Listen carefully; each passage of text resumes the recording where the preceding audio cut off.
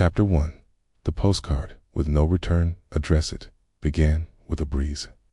That sort of gentle, perfumed stir that rustled through the hedges of St. Clarion water, like a visitor who didn't wish to intrude. It was a Monday in early June, and the sun was dappled rather than blinding, filtered through the apple trees and old lace curtains, in such a quiet village where the biggest excitement might be a runaway sheep or a disputed rose. Competition. This was the kind of day that seemed incapable of producing anything other than fresh linen, tea cakes, and polite conversation. And yet, it was precisely this day that marked the beginning of something darker. Miss Jane Marple sat at her window table, a lace cloth beneath her embroidery hoop and a pot of Earl Grey just beginning to cool beside her. She was working quite delicately in a cushion cover for the Harvest Festival, threading pale yellow into the edge of a daffodil petal. The doorbell chimed faintly at the front of the house, and shortly thereafter, her maid Mary shuffled in, holding a wooden tray with the morning's post. 2 envelopes and a postcard, Miss Mary announced, placing the tray on the sideboard with the reverence of a nurse administering medicine. Miss Marple offered a quiet thank you and lifted her spectacles from their perch beside the biscuit tin. She examined the envelopes first. One was from Fortnum and Mason, likely a catalogue. The other bore the unmistakable slant of her nephew Raymond's poetry hand, no doubt brimming with unhelpful metaphors and requests for just a bit more to get by. But the postcard was curious. It was loud in design, gaudy, a seaside town illustration, pausing. The name, printed in curling script, depicting a lobster in a sun hat, sipping what appeared to be a cocktail. Miss Marple raised an eyebrow at the frivolity. It was not her idea of tasteful, but then she saw the signature, Lavinia Pinkerton. Now, that was unusual. She hadn't heard from Lavinia in years, not since the two of them crossed paths at a women's institute debate in Basingstoke, where Lavinia had spoken at length about the dangers of modern architecture. Not a woman prone to sentimentality, or, indeed, postcards, and certainly not from a beach resort. Miss Marple turned the card over and read the writing. Dearest Jane, I have stumbled across something most unsettling down here in Polesend. Might finally be right about my suspicions. Will explain everything. In person. Expect me for tea on Tuesday. Fondly, Lavinia. There were several oddities. The word unsettling had been underlined twice. That wasn't Lavinia's style. She preferred dry understatement, troubling, perhaps, or irregular. And what suspicions? Lavinia had once suspected a girl guide of forging the jam raffle, but this felt heavier, urgent. Miss Marple squinted closer. There, at the very edge of the card, scribbled so close to the printing that it nearly vanished into the waves, was a faint message in smaller script, barely visible unless held to the light. Don't trust. And then the ink stopped. Miss Marple leaned back in her chair, letting the card rest gently on the table, as if it might reveal more if given time. She glanced out the window. Were in bloom, pale and trembling in the breeze. Children's laughter floated from the green, and yet the world, which had felt so certain only moments before, seemed to shift just a little. She turned to Mary, who had returned with a feather duster. Mary, do prepare the parlor for a guest tomorrow. Tea at 3. Miss Pinkerton will be visiting. Mary blinked. Oh, how nice, miss. Will she be staying long? I rather think, said Miss Marple, reaching again for the postcard, that will depend on what she has to say. Tuesday dawned in splendid innocence. The sky was pale blue, brushed with feathery clouds, and the air smelled of honeysuckle. The village was up early. The baker had his buns already cooling on the sill. Old Mr. Finch was complaining about his gout to the milkman, and the Reverend Lonsdale had been seen trimming his rhododendrons far more vigorously than usual. Miss Marple arranged her parlor with quiet precision. She placed the good silver spoons beside the mismatched teacups. Lavinia didn't believe in sets. And laid out cucumber sandwiches, lemon, biscuits, and a small jar of the damson jam she reserved for those with refined taste. 3 o'clock came and went at 3:15. She reheated the pot at 3:45. She checked the clock against her wristwatch. By 4:30, the sandwiches had wilted slightly at the edges, and at 5:10 the knock finally came, but not at her door. Rather, it was the hurried thump of boots against gravel. And then Tom Leslie's breathless shout through the garden gate. "Miss Marple, are you home?" She appeared calmly at the threshold, apron still tied at her waist. "Of course, Tom.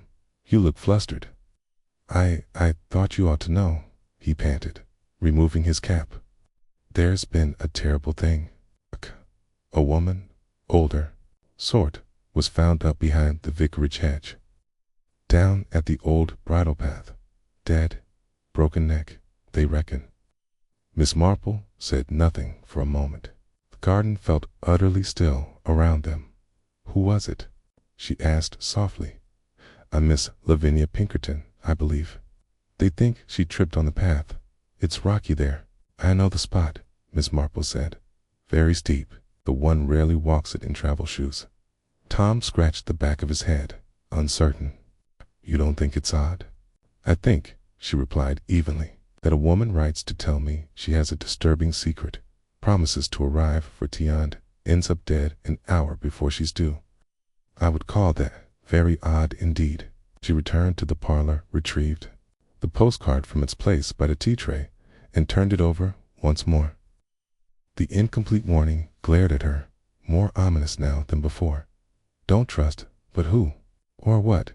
By nightfall, the village was abuzz. Theories sprouted like toadstools, quick, messy, and often poisonous. Some blamed her age, others the terrain. A few suggested she may have been distraught, though no one could produce a reason.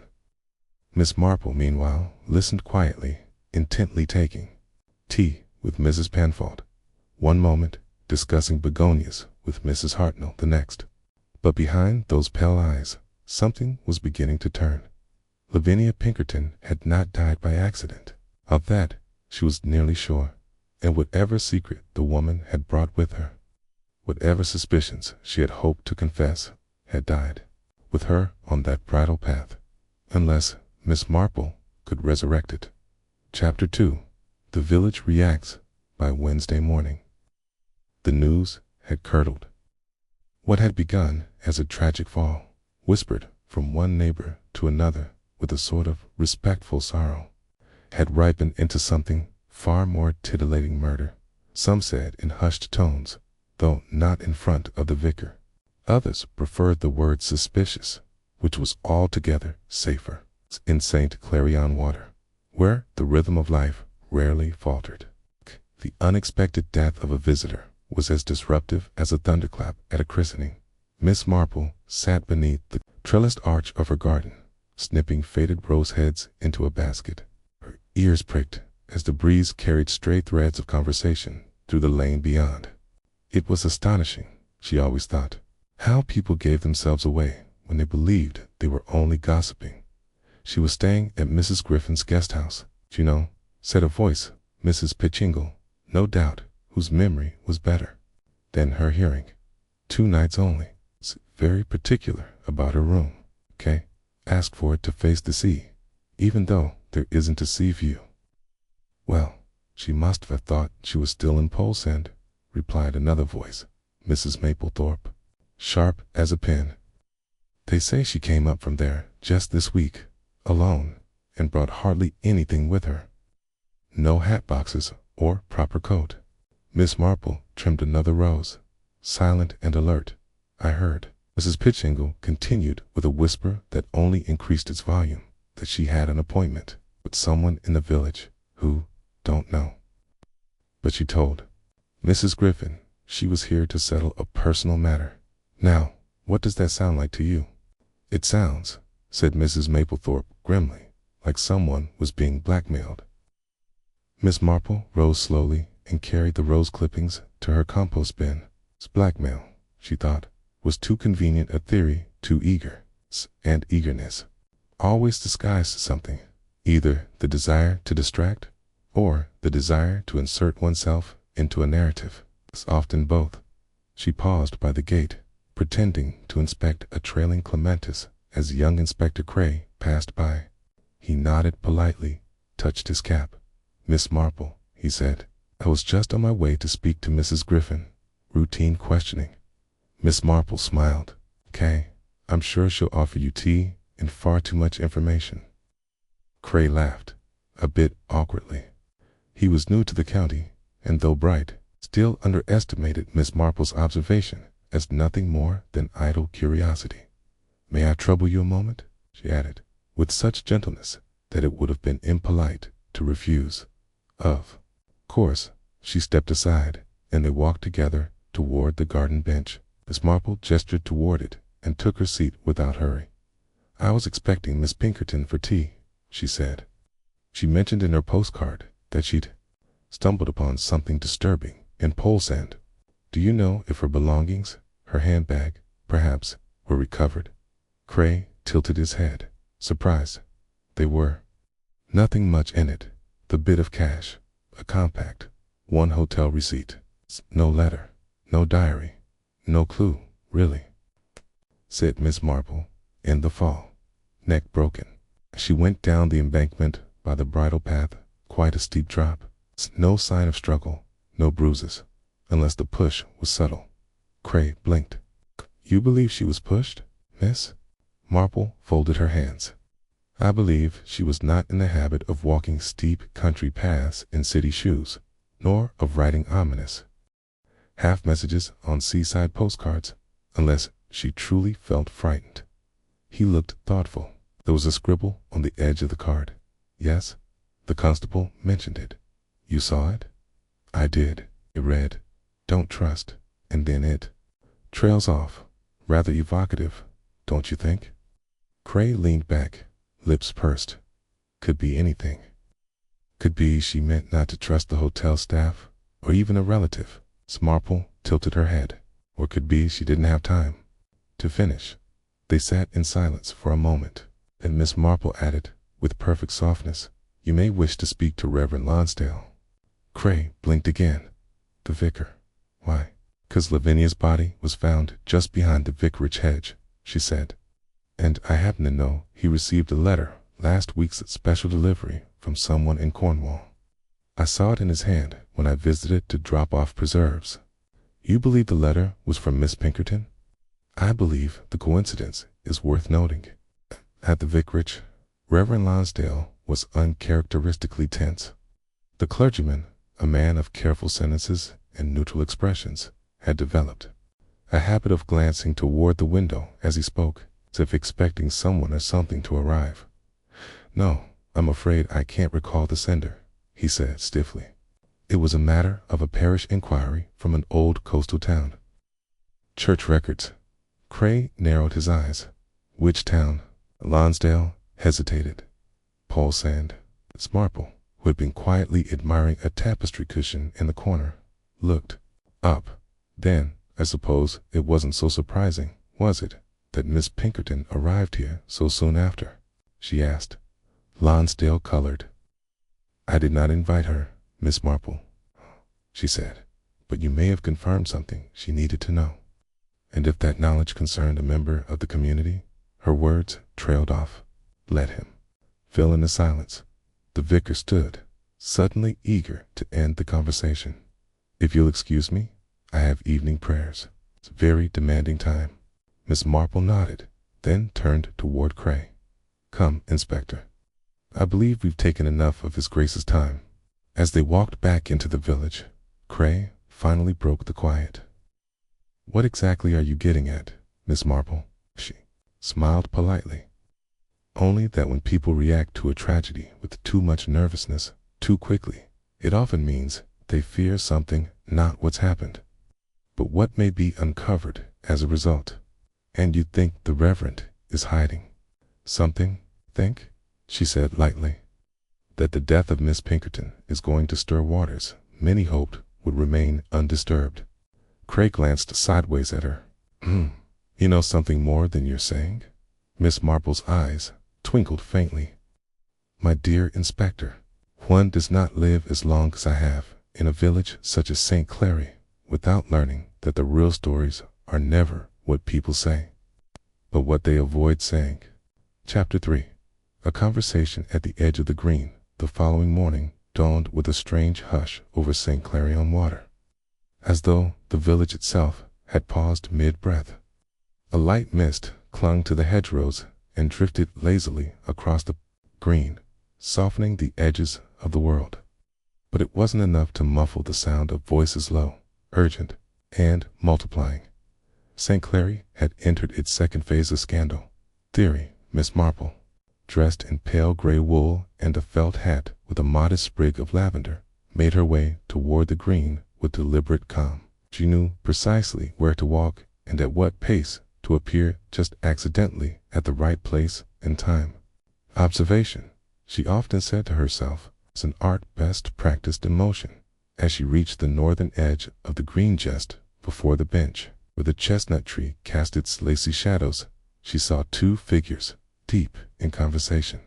Mrs. Clarice Griffin, owner of the local guest house and a self-declared expert on all who passed through her doors, stood stiffly, arms folded.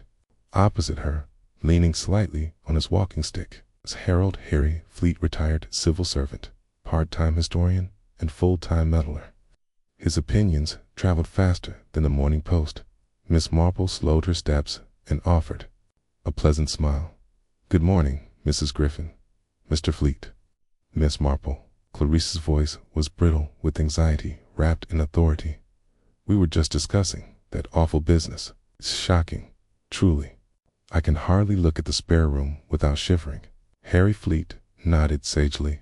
Dreadful fall. But one can't help wonder, what was a woman like that doing walking alone behind the vicarage hedge? Not a route a guest house lady would take. She wasn't the walking type. Clarice sniffed. I warned her not to wander too far. She insisted on being independent. Said she had an appointment to keep. Miss Marple tilted her head. Oh? Did she say with whom? She didn't. And that's just it, Miss Marple. I asked, a casual way, you understand?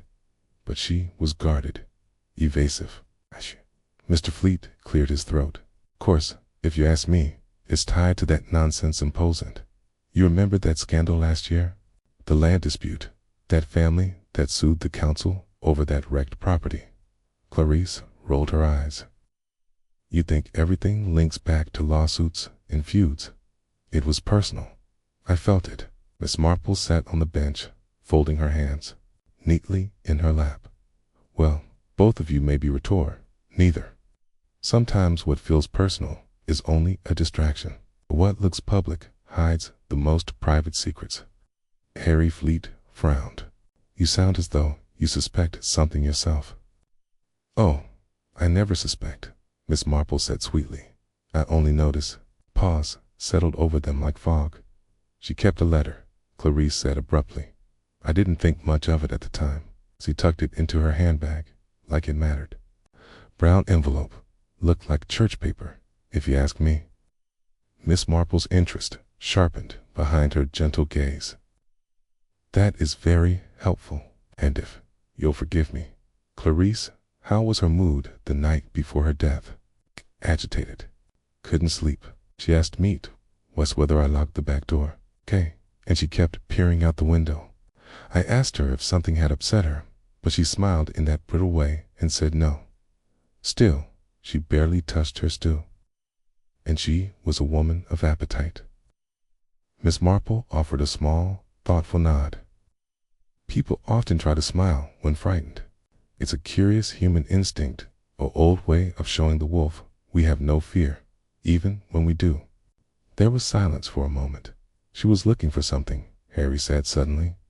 I saw her in the churchyard just after breakfast the day she died, pacing, counting steps between the headstones. Miss Marple's brows rose slightly. You're certain of that? Positive? She stopped in front of the Tremaine crypt. Family from Cornwall, Clarice muttered. Used to visit years ago. Left after that terrible business with the eldest son. Something about a scandal. No one ever said what it was. Miss Marple stood, brushing imaginary dust from her skirt. Then it seems Miss Pinkerton may have come searching for something that was buried long before her. She thanked them both with the warm courtesy of a woman departing a garden tea, and made her way across the green. Later that afternoon, she sat in her drawing room, sipping a fresh cup of tea and reading through Raymond's latest letter, though her mind remained fixed on the details she had collected like crumbs along a woodland trail. Miss Pinkerton had received a letter from Paul Send, pliably from a church official. She had made inquiries involving the Tremaine family, who had old ties to the village, and who had left abruptly under a veil of unspoken disgrace. She had visited the churchyard searching, counting, observing. That was not the act of a sentimental pilgrim, but of someone pursuing knowledge, perhaps proof, and she had been frightened, truly frightened. Miss Marple rose and went to her desk. She pulled out the postcard and examined it once more.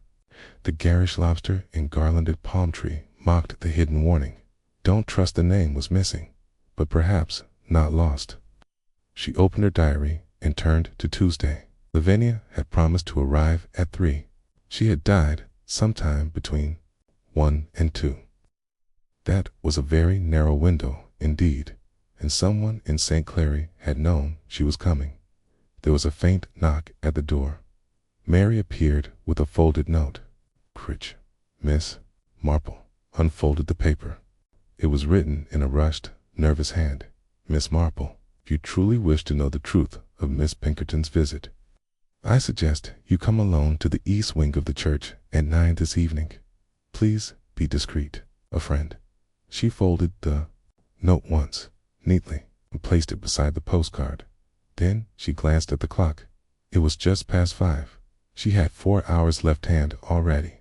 The evening air carried the heavy scent of secrets. Chapter 4. The whisper in the east wing. The sky had already begun to dim when Miss Marple stepped out of her cottage and latched the gate behind her. Dusk in St. Clarion Water was a quiet thing now. Car horns, no shouting, the soft padding of foxes near the hedgerows and the rustling sighs of leaves brushing against rooftops. A lantern flickered outside the vicarage door. And the distant toll of 7 o'clock from the chapel bell echoed faintly across the village green dot. Miss Marple moved with calm purpose, her gray shawl wrapped tightly around her shoulders.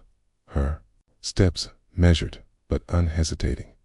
She did not believe in dramatics. Still, the dote she'd received that afternoon had shifted something within her, tightened the threads of her suspicions into something firmer.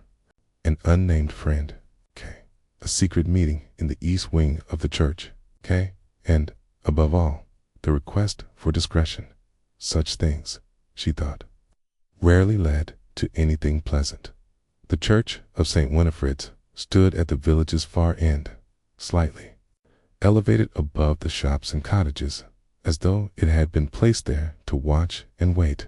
As east-winged, a older portion of the building was seldom used, save for storage of hymnals and a dusty side altar that hadn't seen fresh flowers in a decade. It was precisely the sort of place someone might choose to meet when they didn't wish to be seen. Miss Marple pushed open the creaking gate and stepped onto the gravel path. The windows glowed faintly from within, candlelight flickering just enough to cast shadows against the stained glass.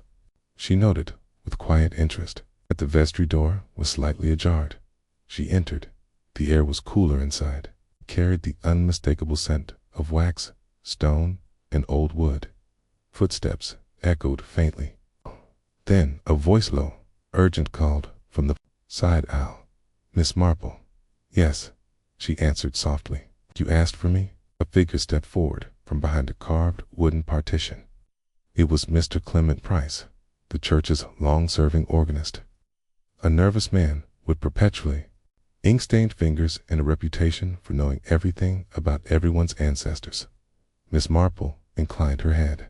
"Mr. Price, I didn't expect you." He glanced over his shoulder, then motioned for her to follow him into the side chapel half-lit, abandoned except for a crooked pew and an aging tapestry of the Annunciation.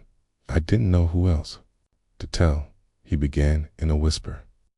"And I can't go to the police, not without dragging up things better left buried."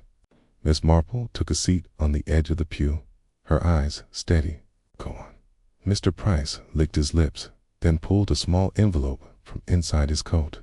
He handed it to her. "She gave this to me, Miss Pinkerton, the morning before she died." Marple opened the envelope and withdrew a folded piece of paper.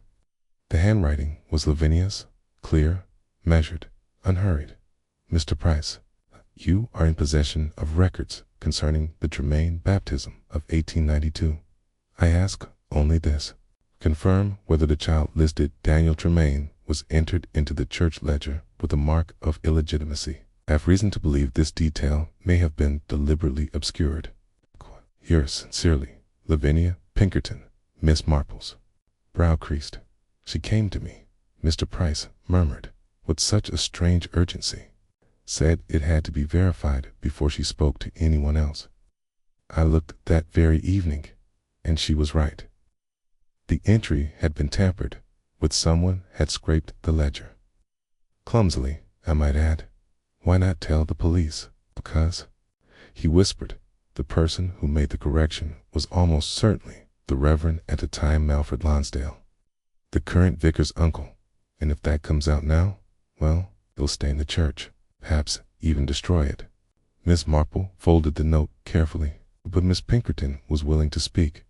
"She told me she'd found something unsettling, something she believed was important enough to risk travel and confrontation." Mr. Price nodded. "She said she believed Daniel Tremaine, though presumed Longden might have had a child, a descendant, here in St. Clary. That's what she was trying to prove. Illegitimacy meant no claim to the estate. But if the record was altered, and if someone's hiding the bloodline, ... Miss Marple's voice was soft. "Then someone might stand to gain or lose." He looked at her miserably. "She asked me not to say anything until after our meeting the next day. And then she died." Miss Marple stood. "You must tell Inspector Cray what you've told me." "I can't. I'd lose my post." "In the church, she said gently, "can survive scandal. It cannot survive silence that aids murder." He looked down, ashamed. "I'll consider it." She touched his shoulder lightly. "Good time. Mr. Price has a way of erasing sins only when we are brave enough to name them." She stepped out into the night, letting the door swing shut behind her. The stars had begun to prick the sky above, and the mist along the edges of the green had thickened. As she walked homeward, her thoughts were no longer swirling, but slowly falling into order. Miss Pinkerton had come searching for proof that someone in St. Clary had a claim they shouldn't. A family name, a fortune, perhaps a reputation. She had uncovered the first thread of it in a church ledger. She had intended to tell more, but someone had ensured she would never speak again. And somewhere in this village, someone else knew, not just about the ledger, but about Lavinia, who she met. "What?" she asked. What she threatened to reveal. Miss Marple reached her gate and paused. A shadow moved at the edge of the hedge. She turned sharply, her eyes narrowing, but it was only a cat, sleek, black, and indifferent.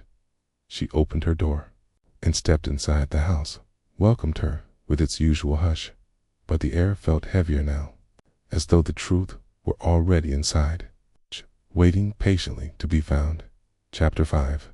Suspicions in the sitting room. The morning after the meeting in the East Wing broke with the quiet insistence of a church bell, soft at first, then impossible to ignore. St. Clarion Water stirred reluctantly. Curtains twitched, windows creaked open, and conversations resumed at garden fences like paused radio broadcasts suddenly crackling back to life. Miss Marple, however, had been awake long before the village. She had spent the better part of an hour reviewing her notes, mental and otherwise, over a pot of Darjeeling and 2 dry biscuits. Her small sitting room, which so often housed talk of begonias and community bake sales, now held the faint tension of a courtroom.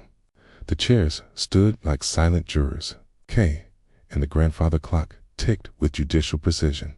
At precisely 10 o'clock, Inspector Cray arrived. He was ushered in by Mary, who clearly disapproved of him bringing the scent of rain into the front hall. His coat was damp, his expression guarded. "Miss Marple," he said, removing his hat. "You sent word? You had something to discuss?" "I did," she replied gently, motioning to the armchair opposite hers. "Do sit. Tea?" "No, thank you." She sat down gracefully and folded her hands in her lap. "Tell me, Inspector, has anyone inquired about the Tremaine family?" Cray blinked. "Tremaine? The family once connected to this village. Old money, scandalous end." He frowned. "I've read the name in some of the church archives, but no one has come forward.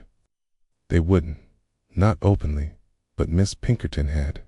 She visited their grave, spoke to Mr. Price about the baptism records. She suspected that someone here in St. Clary is a descendant of Daniel Tremaine. Illegitimate, yes, but still of the bloodline." Cray shifted in his chair. "And you think that's why she was killed?" Miss Marple gave the faintest smile. "No, I know that's why she came.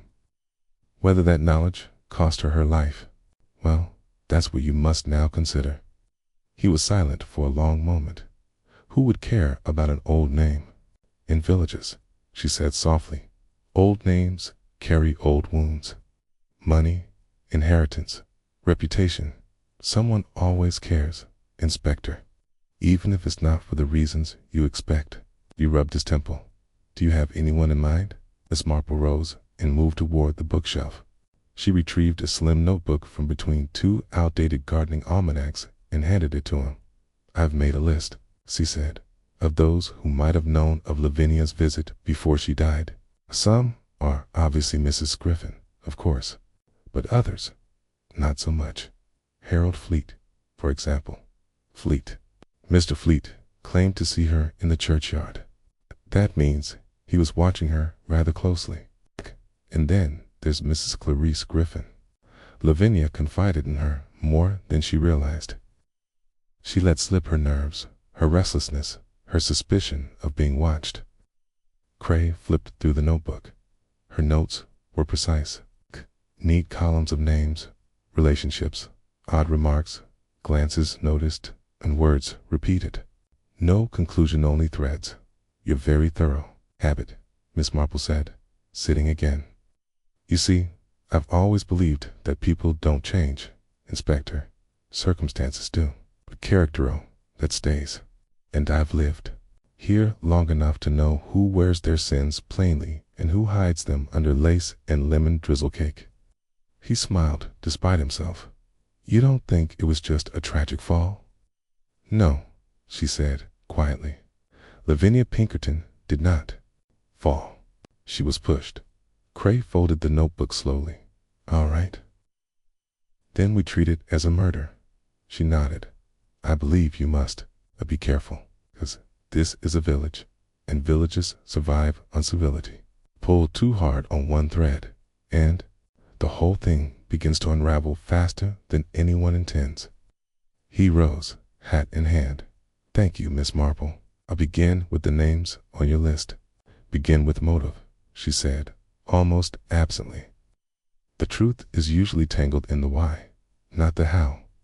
Later that day, as the village buzzed with yet another round of speculation, Miss Marple paid a quiet visit to Mrs. Clarice Griffin. The guest house owner greeted her with forced cheerfulness and a tray of seed cake, which Miss Marple politely declined after a single bite. "I hear the police are asking questions," Clarice said, pouring the tea with hands just a touch too steady. "It's all very distressing." "Indeed," Miss Marple agreed. I thought I'd stop by to ask has anyone come by inquiring about Miss Pinkerton's belongings. Only Inspector Cray took her things with him yesterday. He seemed quite focused on a note they found in her handbag. Oh, Miss Marple asked lightly. Yes, scribbled, they said. Something about a name, but the ink had smudged. Clarice hesitated.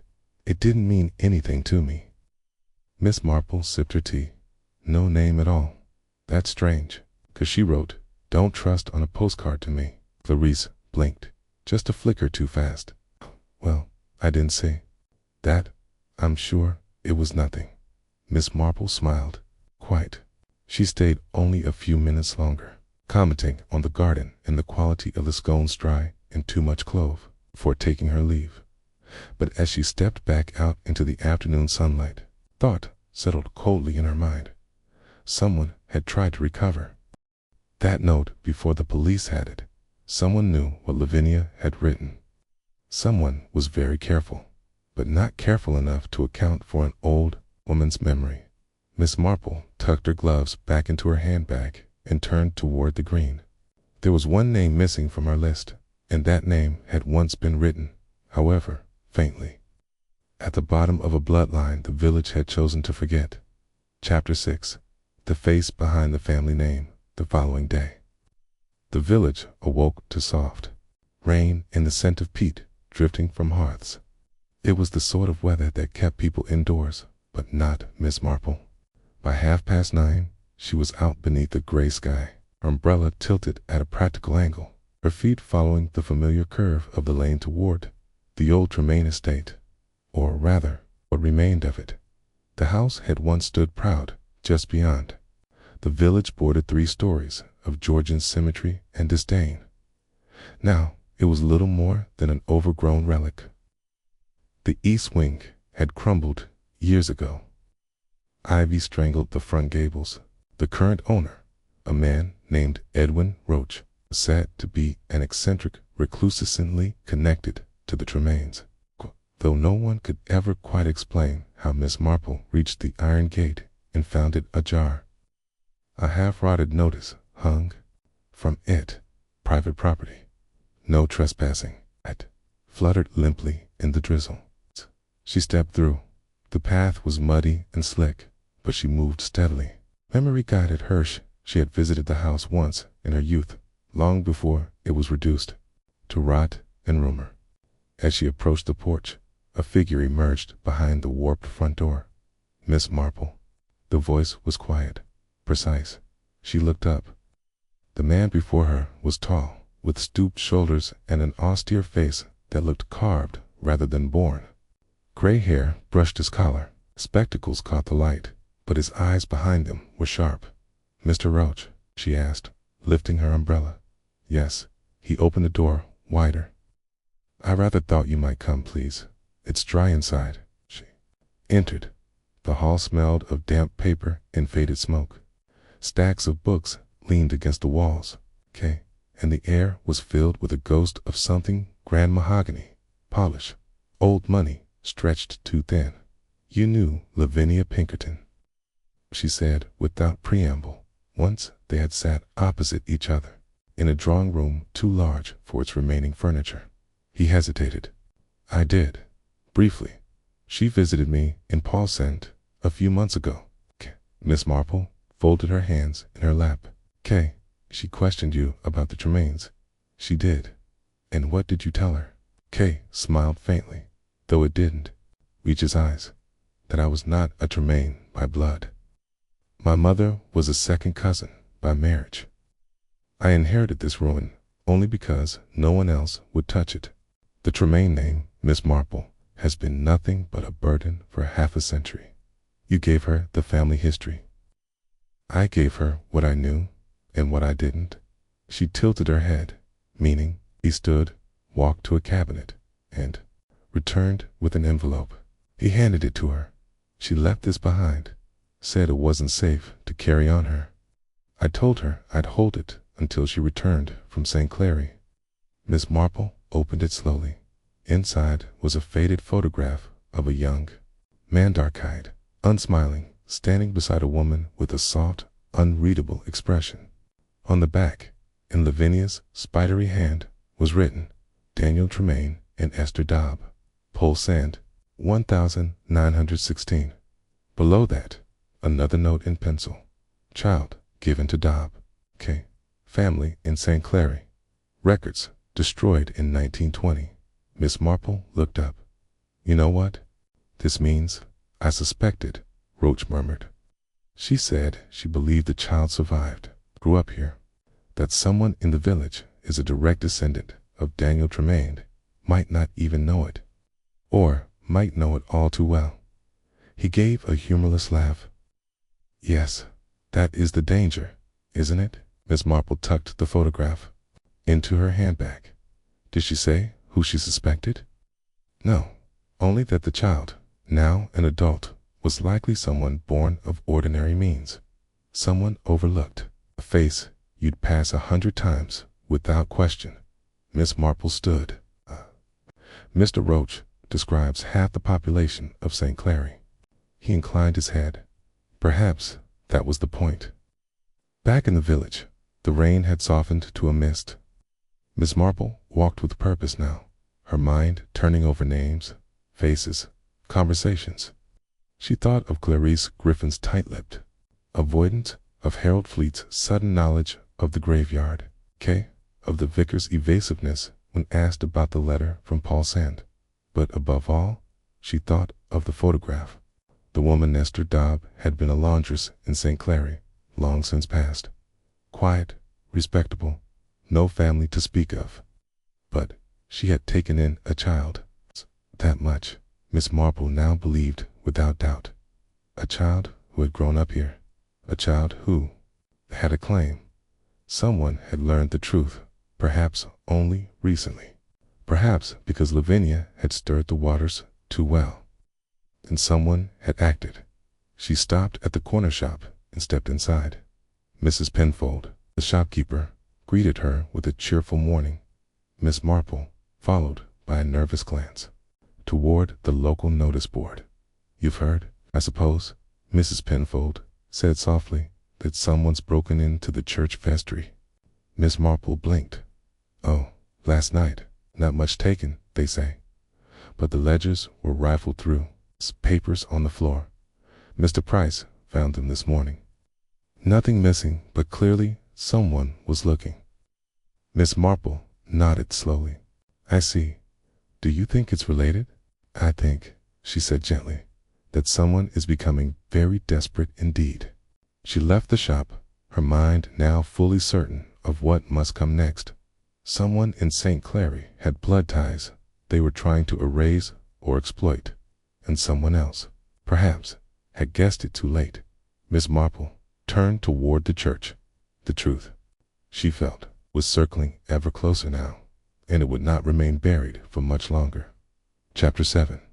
The vicar's brother never came back. The vicarage sat in its usual prim stillness.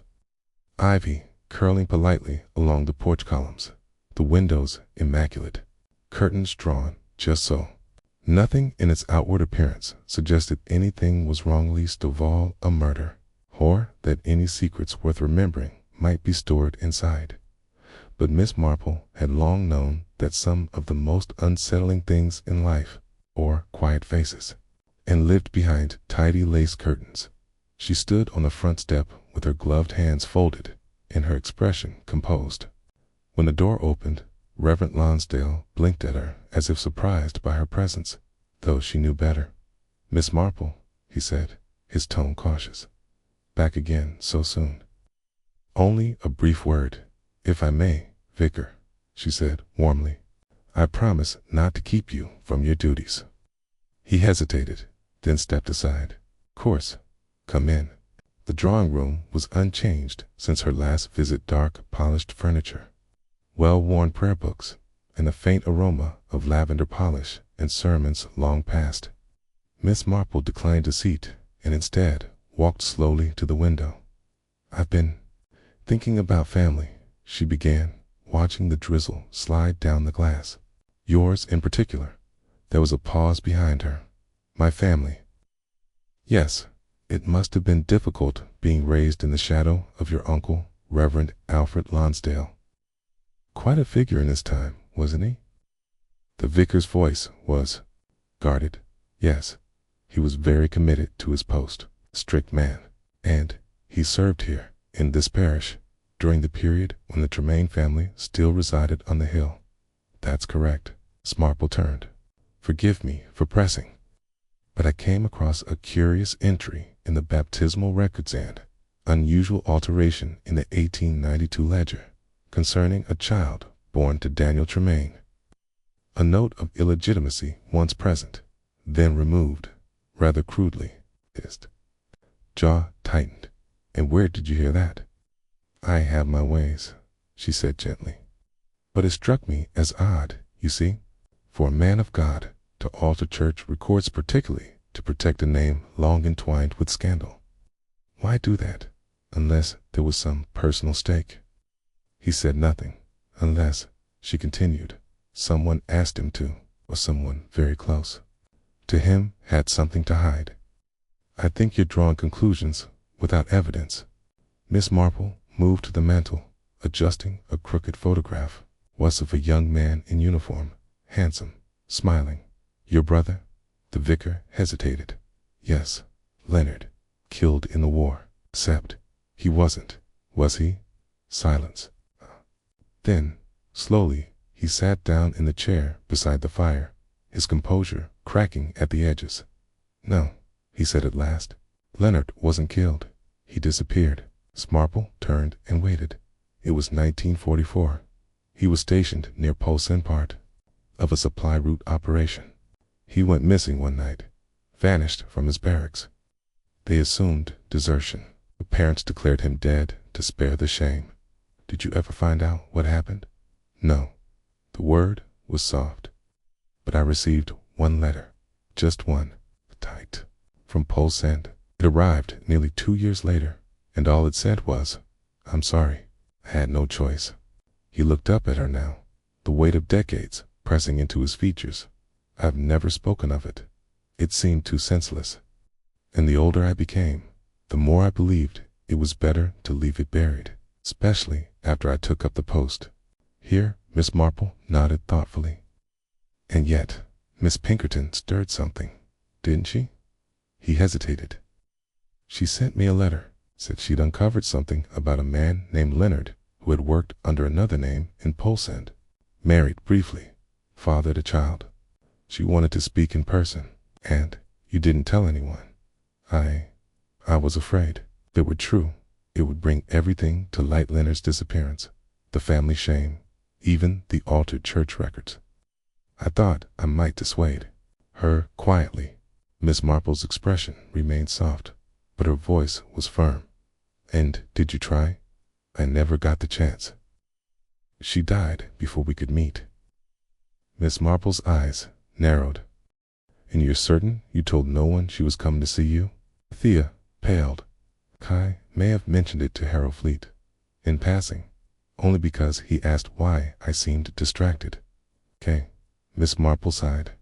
There it was, that afternoon. Miss Marple took her customary walk past the green. Rain had given way to sullen mist.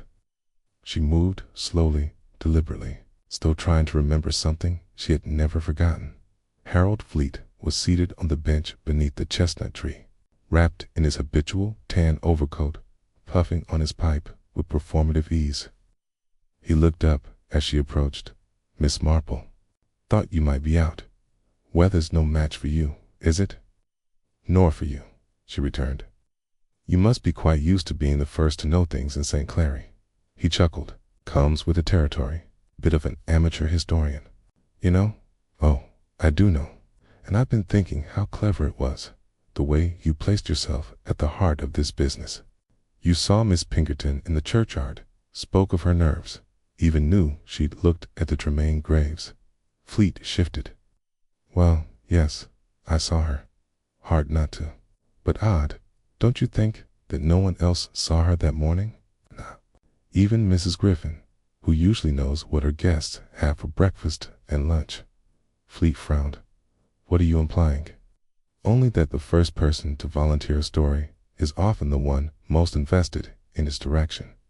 He rose, defensive. Now see here, I shall see," Miss Marple said gently, "but I suspect it won't be you who shows me." And with that, she turned and walked away. But in her mind, path was already forming, leading not through the obvious trails of village gossip, but through bloodlines, buried sins, and a name that had meant ruin once before. Someone had known about Leonard Lonsdale. Someone had watched Lavinia Pinkerton arrive and counted the days until her silence was certain, and someone in St. Clary was now watching her. Chapter 8. The Mist on Griffin's Hill. The mist was thickest on Griffin's Hill. By late afternoon, rising from the damp earth like the breath of something forgotten, it curled along the hedgerows and hovered low over the path, blurring the line between lane and field, softening the landscape into something dreamlike and dangerous. Miss Marple stood just beyond the last gate of the village proper, a small figure in a pale gray shawl, the tips of her gloves barely damp with dew. Few ventured up this way after rain. The path led nowhere in particular, just over the rise and toward the woods, skirting behind the vicarage on one side and the edge of Mrs. Griffin's property on the other. But it was here, behind the hedge, at the bend of the bridle path, that Lavinia Pinkerton's body had been found, and Miss Marple had no intention of letting the village forget that. She bent carefully to examine the mossy stones at the path's edge. They were slick, uneven, treacherous, even in dry weather. But Lavinia had been wearing sensible shoes. She had walked carefully, according to Mrs. Griffin, and certainly wouldn't have wandered so far unless she had a reason. So why had she been here at all? Miss Marple rose slowly. Behind her, the hill sloped upward toward the tree line, and further beyond, the rear garden of Griffin House just peeked through the fog. She had always thought it curious how close the guest house sat to the spot where Lavinia had been found, and yet how no one had seen or heard a thing. Not even the tenants who lived in the annex cottage behind the main house. Clarice Griffin had explained it away with firm efficiency. "I was out delivering preserves to Mrs. Penfold," she had said. "Didn't return until just after 3. And yet Clarice was not known for her generosity, nor for her spontaneity. Miss Marple made her way down the slope, where the trees stood like quiet sentinels. She stopped where the hedgerow dipped in unnatural clearing, perhaps caused by years of erosion or something. It's heavier pressing through it. She knelt and brushed her hand over the soil. There, caught between roots and damp leaves, was a broken scrap of red ribbon, a few inches long. Torn, she straightened. Lavinia had worn a navy overcoat. No ribbon, in this shade of red, a deep, unmistakable crimson, was not something easily missed, especially not by a woman with an eye for details, which Miss Marple certainly had. She placed it gently into a handkerchief and tucked it into her pocket. At that moment, footsteps approached from the hill behind. She turned, and through the mist emerged a slight figure, umbrella tucked underarm, face pinched and pale. It was Constance Wright, the widow who rented the annex cottage behind Griffin House, a quiet woman, recently moved to the village after her husband's death in London. She had kept mostly to herself, save for polite nods and occasional church attendance. "Oh," Constance said with surprise. "I didn't expect anyone to be up here." Miss Marple smiled. "Nor I. I was revisiting the spot where poor Miss Pinkerton was found. Do you walk here often?" "Sometimes," Constance replied, her voice small. "It's quiet. Helps me think. You must have heard quite the commotion the day Miss Pinkerton died. The constables, the neighbors." Constance shifted. "I was ill that day. A migraine. Slept through most of it." Miss Marple replied gently.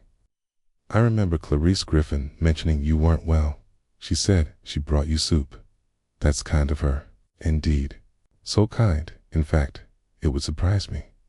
She looked at Constance, because Clarice Griffin does not bring soup to anyone. Constance blinked. I don't understand. Miss Marple stepped closer, her tone still mild. Did see anything that day? Did you, Mrs. Wright? Constance hesitated. No, nothing. Miss Marple tilted her head. But you heard something, or found something, and ever since, you've been quite careful not to mention it. I haven't, she began, but Miss Marple raised a hand. No need to explain now. I hope you'll think about whether silence protects you or someone else. She left Constance standing there, half swallowed by the fog, and walked back down toward the village with a measured calm. The ribbon in her pocket now felt like a thread to pull one of many by the time she reached the high street. The fog had begun to lift, curling upward into strips of blue sky. Miss Marple passed Mrs. Penfold's shop, where new notices had been pinned to the window. A missing cat, a notice for jam jars, and a creased flyer for the church fete. Now postponed due to unforeseen events. She turned onto Chapel Lane and found Harold Fleet outside his garden, trimming hedges far too vigorously for the state of his knees. Miss Marple, he called, trying to sound cheerful. Mr. Fleet, she said pleasantly. Tea? You were quite right, you know. Yes, about the churchyard. Miss Pinkerton was interested in the Tremaine grave. Fleet gave a slight nod. Curious woman. She was, Miss Marple agreed. And do you know what else is curious? You said you saw her there that morning, and yet she was wearing gloves navy, tight-fitted. I found one of them in the vestry yesterday, misplaced, which means she went there after the churchyard. Fleet's hand stilled on the shears. Miss Marple went on, her voice light. And yet you described her actions as if you had watched her for some time, not just noticed her, but watched, enough to know where. She stopped where she stood. Fleet's throat moved as he swallowed. I've always admired your memory for details, Miss Marple continued, but one must be careful not to remember things they couldn't have seen. He laughed awkwardly. Well now, perhaps I just heard it secondhand. Someone else must have mentioned it. She smiled. Yes, someone else. She left him standing among his hedges and returned home, slipping off her gloves as she entered the parlor. The fire was low. She sat by it and retrieved the ribbon from her pocket. Crimson, silken, torn. A woman had worn it that day. Not Lavinia. Someone else had followed her. Someone else had been there. Miss Marple folded the ribbon in two, a clean envelope, and wrote 3 words on it, for Inspector Cray. Chapter 9. The visitor, who never signed the guest book ring, returned. The next morning, though not the heavy, stormy, kinked, just a thin veil, persistent and whispering, that turned cobblestones slick and filled gutters with shallow reflections. Miss Marple stood by the window of her parlor, watching the gray light bleed across the rooftops. Her tea had gone cold, but she hadn't noticed. The red ribbon lay in its envelope on the desk beside her, already sent off with a note to Inspector Cray. She didn't expect an immediate reply, so that wasn't why she had sent it. No, it was time to test a theory. By mid-morning, she was at the steps of Griffin House once more, the tall brick guest house with its polished brass knocker and perfectly symmetrical bay windows. Always struck Miss Marple as just a little too perfect, like someone trying very hard to appear orderly when they were not. Clarice Griffin opened the door in a navy housecoat, her lipstick applied with militant precision. Miss Marple, she said, smiling with careful surprise. Back again. I do hope you haven't taken a chill with all your traipsing about in this weather. Not at all, Miss Marple replied kindly. I wondered if I might have another glance at your guest book. Clarice blinked. The guest book, Keys. The one Miss Pinkerton signed when she arrived. I find it such a charming tradition. So few guest houses maintain them these days. But there's something rather comforting about it, don't you think?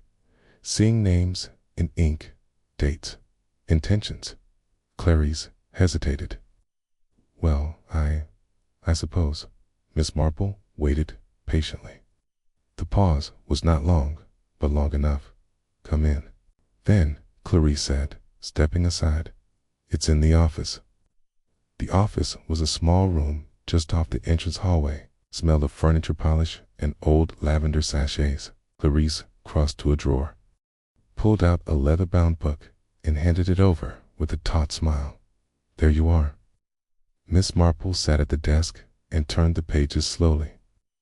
Names from out-of-town guests were recorded in a variety of hands. Miss Elaine Carter from Bath, Mr. and Mrs. Langdon from Shropshire, a Reverend Booth from Chichester. The entries were tidy, consistent, canned, most interestingly on the left side of the ledger. Miss Pinkerton's name appeared near the bottom of the most recent page. Lavinia Pinkerton, Pulse End, June 3rd. Miss Marple ran her gloved finger beneath the line. And she was your only guest that week. Yes, business has been slow. Miss Marple nodded. Okay, I'm sorry to hear that. She turned the page. The right-hand side, meant for departures, was curiously blank, and yet no departure time recorded. Clarice flushed. Well, given what happened, I didn't see the point. No, of course, Miss Marple said, but her tone was faintly reproachful. Still, records matter, don't they? No, they're incomplete. She stood and gently closed the book. I asked, Clarice, did anyone else visit Miss Pinkerton during her stay? A delivery, perhaps? A call? No, Clarice said quickly. No one at all. But she did receive something, didn't she? A parcel or letter? The guest house owner blinked. How did you? Miss Marple smiled. A simple deduction. She had no parcels upon arrival. And yet Inspector Cray mentioned a brown envelope with a Cornwall postmark was found in her belongings. That must have arrived here, which means someone delivered it, likely by hand. Otherwise, there would be a postal record. Clarice's mouth opened, then closed again. I'm sure it seemed unimportant at the time, Miss Marple added. But the person who delivered it may not have been who they claimed. Clarice's shoulders tensed. It was just a woman. Older, said she was an old friend. Came on the second afternoon. I didn't want to say anything before. It felt irrelevant, and it wasn't long. They spoke in the garden. Miss Marple's voice remained soft. Do you recall her name? She didn't give it, but she wore a red ribbon in her hat that I remember. Of course, Miss Marple murmured. The red ribbon. Clarice looked stricken. She didn't stay long. Maybe 20 minutes. And what time was this? 1:30, I think. Maybe closer to 2. I was in the back kitchen most of the time. Miss Marple nodded. And by 3, Miss Pinkerton was dead. Clarice sat down suddenly. I didn't connect it. I swear. She said she was a friend. She seemed gentle. Gentle, Miss Marple repeated thoughtfully. Yes, that's how people like her often appear. She left the guest house soon after, walking back through the wet village streets with the knowledge that her quiet hunch had not only taken root, had started to bloom. Someone had visited Lavinia Pinkerton just before she died. A woman, older, wearing a red ribbon. Someone who knew precisely where to find her without any public notice of her arrival. Someone who had not signed the guest book. That evening, Inspector Cray knocked at her cottage door with his collar up and a folder under his arm. Came as soon as I received a note, he said, stepping inside. You were right. The ribbon matches fibers found on Miss Pinkerton's coat. It wasn't hers, but it brushed against her, most likely during a struggle. And get this, Constance Wright has a red hat, one she claimed to have lost, but it turned up just today in the lost property box at the post office. Miss Marple said, setting 2 teacups on the table. She said she was ill that day, but that's not quite true, is it? She left the annex just after 1, a boy delivering milk saw her near the vicarage path. He didn't think anything of it at the time. Miss Marple took her seat. I've always found that people who claim to see nothing are often the ones with the most to hide. Cray leaned forward. But why would Constance write us? She was born Constance Dobb. Miss Marple interrupted gently. Only recently. Changed her name back after her husband's death. The Dobbs were once caretakers on the Tremaine property. Esther Dobb her and took in an illegitimate child under hush-hush circumstances. That child grew up quietly, disappeared from records, and may have fathered a second generation. Cray exhaled slowly. So Constance knew. She guessed, Miss Marple said, or feared, Pete. And when Lavinia came asking questions, getting close to confirming it, she acted, keyed, not out of greed, I think, but fear.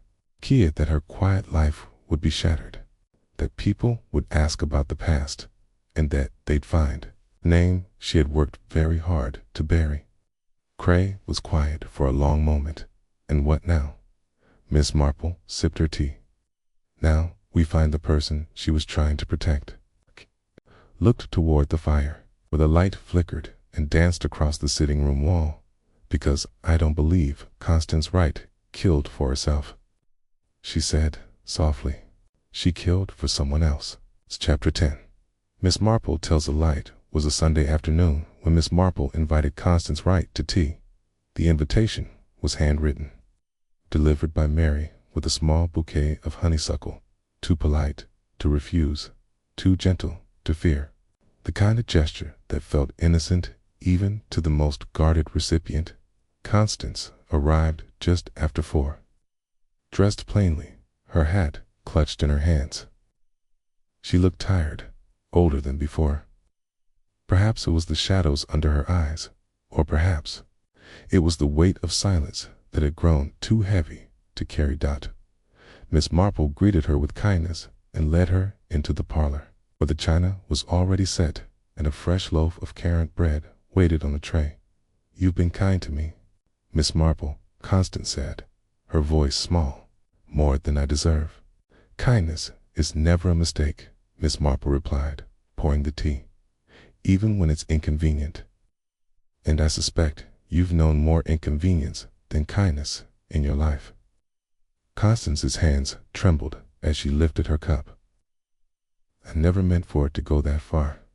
I only wanted to speak to her, to warn her. Miss Marple nodded. You followed Miss Pinkerton up the path. She said she'd discovered who I was, that she was going to the papers, that it would all come out, and you panicked. Constance bowed her head. I told her to stop. She wouldn't. She said people had a right to know, that the Tremaine name still had weight, that someone could claim it, and then she turned to leave. I grabbed her arm, just to stop her, just to make her listen. Her voice cracked. She slipped. The path was wet. She fell. I didn't mean to. Miss Marple gently placed a hand over hers. I believe you. The room was quiet for a long moment, broken only by the ticking of the clock. You were trying to protect someone, Miss Marple said at last, weren't you? Constance didn't answer. Miss Marple continued, her voice calm. Your son or grandson, perhaps even a niece. Whoever the descendant is, they were born of the line Miss Pinkerton traced. Lavinia came too close to confirming it. You feared what would happen if that name were tied to them. Constance looked up, tears slipping down her cheeks. It wasn't for me. I don't care what people say about me, but for them, if it came out, if the Tremaine name became public again, they would never live in peace. Every step of their life would be questioned. There would become a story, a claim, a scandal. Miss Marple nodded slowly. So you kept your silence. Constance wiped her eyes. I never meant to kill her. Stayed behind the hedge, watched her fall, and then I panicked. Cut. I couldn't tell anyone. If no one knew I was there, it would pass. She'd be buried, and it would end. But the truth rarely stays buried, Miss Marple said gently. She stood and crossed to the mantel, where a single envelope rested beside the clock. She picked it up and turned back to Constance. "This is for Inspector Cray," she said, "but it doesn't name you." Constance blinked. "What?" Miss Marple took her seat again. "I told a lie, you see.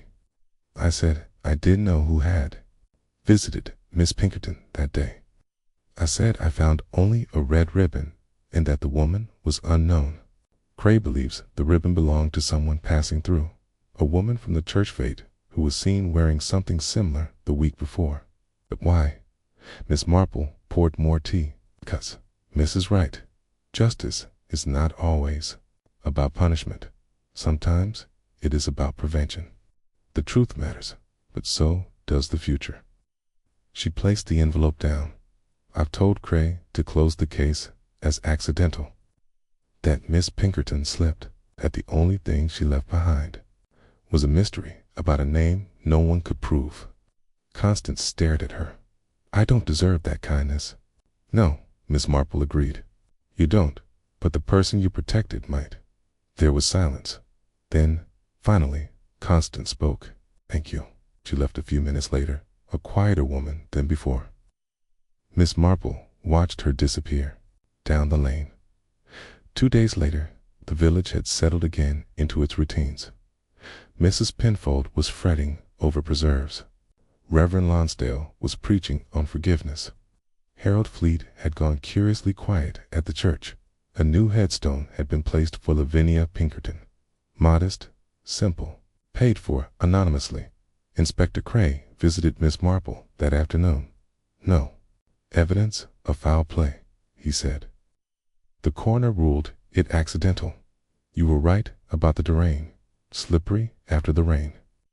Unstable footing." Miss Marple offered a faint smile. "Sometimes people slip." Cray paused. "Still, there's something unfinished about it. The postcard, the red ribbon, that business with the baptism record." "Yes," Miss Marple said softly. "Unfinished things often remain that way." He stood, adjusting his coat. "I suppose it's enough." Miss Marple nodded. "It is, for now." After he left, she returned to her chair by the window, picked up her knitting, and resumed work on a new cushion cover. It was patterned with a red border, like ribbon, woven through white and navy dot outside. The village lay still again, but Miss Marple, with her needles clacking gently in the rhythm of habit, knew better than to believe in stillness. There were always stories under the silence, and sometimes the kindest thing one could do with a secret was keep it.